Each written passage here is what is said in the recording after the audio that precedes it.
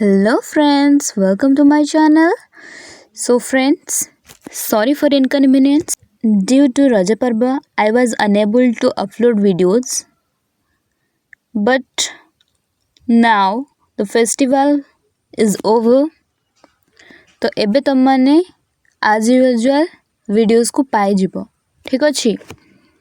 सो आम next class रे पढ़ी थिले कौन ना आमर डेमोक्रेसी रो मीनिंग पढ़ी थिले एंड ए क्लास रे आमे डेमोक्रेसी रो टाइप पढ़िबा. तो टाइप ऑफ डेमोक्रेसी. तो डेमोक्रेसीटा डिवाइड करा जाई थाए केमिति ने लोक मानकर तांकर जो वीटो पावर अच्छी बा सार्वभौम क्षमता अच्छी से क्षमताटा को लोक माने केमिति यूज करूचंती तांको पावरटा को जो भलिया भाबरे से माने यूज करूथिबे सेही भाबरे आमर गणतंत्र को विभक्त करा जायछि. तो गणतंत्रटा दुई भागरे विभक्त करा जायछि. गोटा होछि कोन ना आमर प्रत्यक्ष गणतंत्र होछि आमर परोक्ष गणतंत्र. तो प्रत्यक्ष गणतंत्र और परोक्ष गणतंत्र आमर दी प्रकार गणतंत्र आमे जानिले. तो एबे जानिबा प्रत्यक्ष गणतंत्र कौन. प्रत्यक्ष गणतंत्र रे व्यक्ति केवल तार राजनैतिक जो अधिकार अच्छी बा तार सार्वभौम क्षमतार अधिकार अच्छी केवल सही अधिकार अधिकारी नुह ता सह से कौन करथाए ना तार राजनैतिक व्यवस्था को बा राजनैतिक स्वाधीनता को तार आउ का हाथ रे से क्षमताटा को न दे निजे सीधा सड़क उपभोग करिथाए बा निजे सीधा सड़क राजनैतिक क्षमता उपभोग करने को प्रत्यक्ष गणतंत्र कहा जाए. तो प्रत्यक्ष गणतंत्र कौटी देखा जीवो. प्रत्यक्ष गणतंत्र देखा जीवा पई गोटे छोट आयतन बा क्षुद्र आयतन विशिष्ट राष्ट्र बा स्वल्प जनसंख्या बा अल्प लोक थिबे सेठी अर्थनैतिक अवस्था सरल थिबो आ सरल समाज व्यवस्था थिबो सेठी हमर देखा जीवो को गणतंत्र ना प्रत्यक्ष गणतंत्र देखा जीवो से स्थान रे. तो प्रत्यक्ष गणतंत्र को आउ गोटे ना अच्छी प्रत्यक्ष गणतंत्र ताको कहती विशुद्ध गणतंत्र. विशुद्ध गणतंत्र बा प्योर डेमोक्रेसी. ओके. तो कोटी गणतंत्रटा वर्तमान आमर प्रत्यक्ष गणतंत्र देखा जाउची. तो वर्तमान आमर प्रत्यक्ष गणतंत्र धीरे धीरे लोप पाइबा को लागिची काहे कि धीरे धीरे जनसंख्या वृद्धि पाउची अर्थनैतिक व्यवस्था रे जटिल समस्या देखा जाउची आउ जो लोक संख्या बा जो स्वल्प जनसंख्या थिले वर्तमान जनसंख्या कौन करुच्ची ना वृद्धि घटबार लगुची जहा द्वारा कि विशुद्ध गणतंत्र बा प्रत्यक्ष गणतंत्र लोप पाइबार लागिची. किंतु प्रत्यक्ष गणतंत्र वर्तमान किछि राष्ट्र रे बा किछि जगह रे देखिबा को मिले. कोड देखा को मिले ना स्विट्जरलैंड रे किछि कैंटन रे बा प्रदेश रे आउ युक्तराष्ट्र अमेरिकार किछि राज्य फ्रांस और ऑस्ट्रेलिया रे देखा जाए आमर प्रत्यक्ष गणतंत्र बा प्योर डेमोक्रेसी. तो प्रत्यक्ष गणतंत्र जोड़ा अच्छी सेटा देखा जाए केमिति प्रत्यक्ष गणतंत्र केमिति यूजफुल हुए बा केमिति कार्यकारी करे सेथि पई प्रत्यक्ष गणतंत्र कार्य करिया पई हमकु साधारणतः चारिटा माध्यम बा चारिटा साधनर आवश्यकता पड़ी थाए. तो से आमर जो चारिटा माध्यम दरकार होची से चारिटा माध्यम होची कौन ना गणमत गणोद्योग प्रत्याहार मुक्त आकाश सभा. गणमत कौन ना गणमत रे व्यवस्थापिका आईन प्रणयन करी से आईन टाकू प्रणीत आईन टाकू पास करबा पाइका बा आईन रे परिणत करबा पाइका मतामत लोडिबा निमंते जनसाधारण पाखकू से आईन को प्रेरण करिथाए. तो यही द्वारा कौन हो यह द्वारा कौन होची ना जदि व्यवस्थापिका द्वारा जो आईनटा प्रणयन करा जायछि जदि से आईनटा अनुचित थिबो बा त्रुटिपूर्ण थिबो ता द्वारा कौन हबो ना से आईनटी को संशोधन करा जाय परिबो बा लोक माने ताकू नाकच कर दे परिबे बा आईन रे परिणत हबारु ताकू बाधा दे परिबे. तो जो मतामत लोड़ा जाए से मतामत साधारणतः स्विट्जरलैंड रे दी प्रकार अच्छी. स्विट्जरलैंड रे दुई प्रकार बाध्यतामूलक गणमत एंड देन इच्छाधीन गणमत. बाध्यतामूलक गणमत कौन ना जदि संविधान रे जो विधेयक अच्छी से विधेयक जदि संशोधन करा जाउची तो सेतिकी बेले व्यवस्थापिका गणमत नबापाइका बाध्य तो सेति बेले से बाध्य होइकी जदि संविधान को संशोधन करा जाउची बा संविधान आईन को बदला जाउची से समय रे जनमत लोड़िबा होउची बाध्यतामूलक किंतु जो रहा साधारण विधेयक रहा जदि साधारण विधेयक करा जाउची ताले सेठी सेठी होउची इच्छाधीन गणमत से इच्छा हेले व्यवस्थापिका गणमत लोड़ी थाए तो जो बाध्यतामूलक गणमत अच्छी जितेबले संख्यागरिष्ठ मतदाता बा संख्यागरिष्ठ कांटन जदि से मत से जो आईन टाकू कौन करते समर्थन करेंगे ताहले सेटा आईन रे परिणत हम जदि समर्थन न कले सेटा अकामी हो बा नाकच हो तो वर्तमान जो बाध्यतामूलक गणमत नबार सभ्य संख्या केते बा लोक संख्या केते ना 50,000 जदि 50,000 लोक संख्या गरिष्ठता पाइला से आईन टी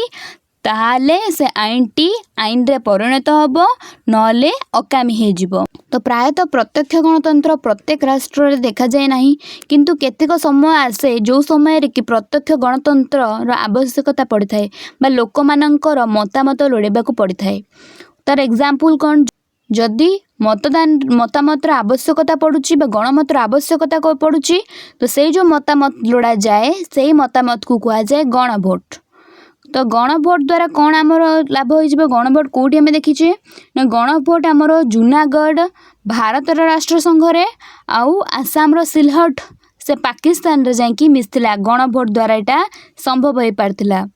तो पाकिस्तान सबु बेले चाहूँची जे गण भोट द्वारा जम्मू आउ काश्मीर कोटा भारत रे रहिबा को चाहूँची बा पाकिस्तान रे मिसिबा को चाहूँची तो सी चाहूँची जे गण भोट द्वारा सेटा को स्थिर करबा पई 2019 मसीहार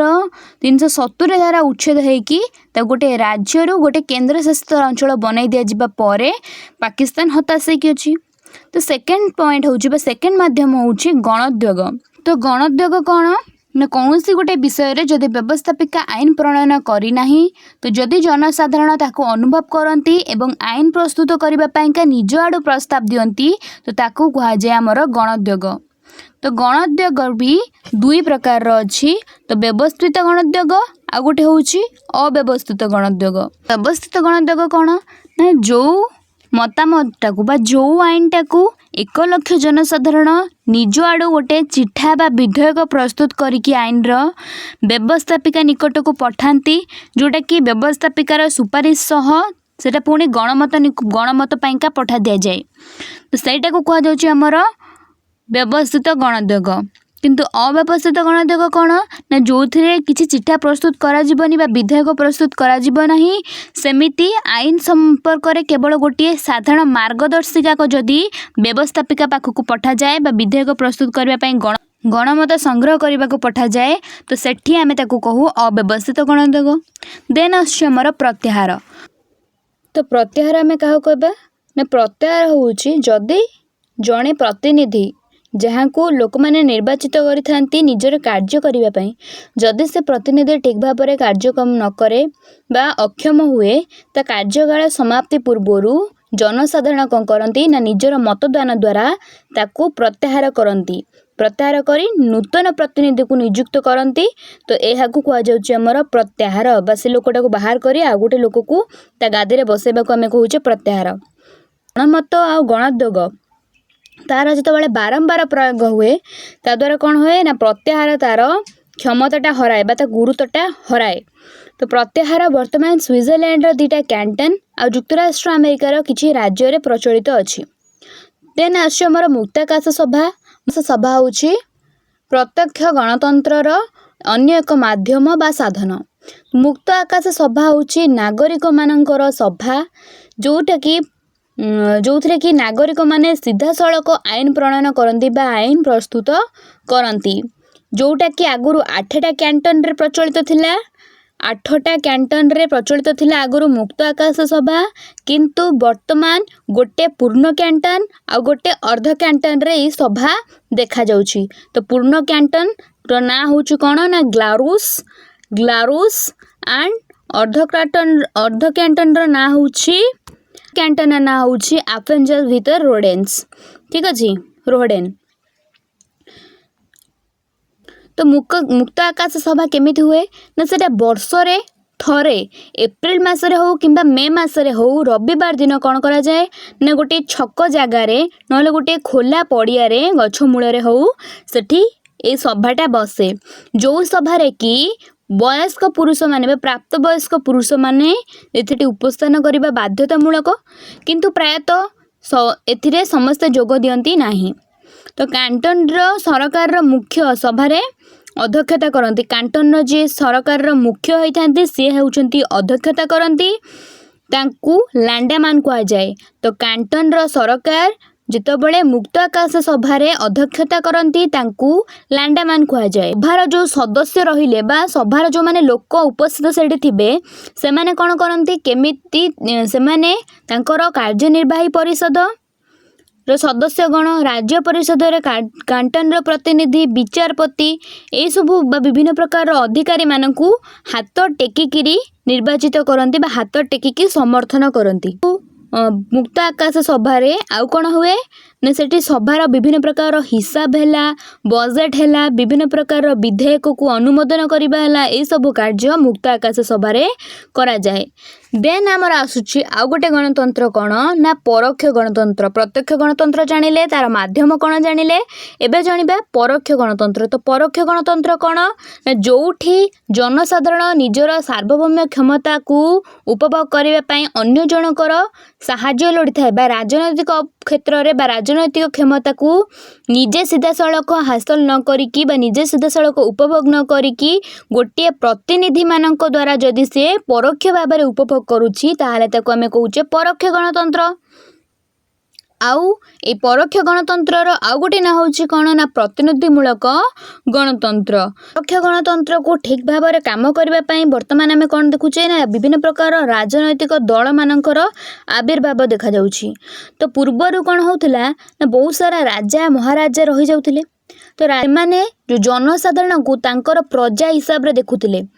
जद्वारा कौन करा ना से माने जनसाधारण माने तांकर शासन कार्य रे बा जनसाधारण को संपृक्त करा जाउ नथिला शासन कार्य रे बा कोनोसी प्रकार अधिकार प्रदान करा जाउ नथिला। आउ सेठी कौन करा जाउथिला ना जनसाधारण को भयभीत करा जाई रखा जाउथिला किंतु शिक्षा और सचेतन अभाव हेतु ये जेतु घटुला पंचदश शताब्दी जितेबाला नवजागरण देखागला बा जितेबाला लोक मैंने सचेतन हेले बा अंधविश्वास जितेबाला दूर है से कौन है ना फर्स्ट आमर 1600 आम जानी पंचदश शताब्दी आम गणतंत्रटा डेभलप होके आसी।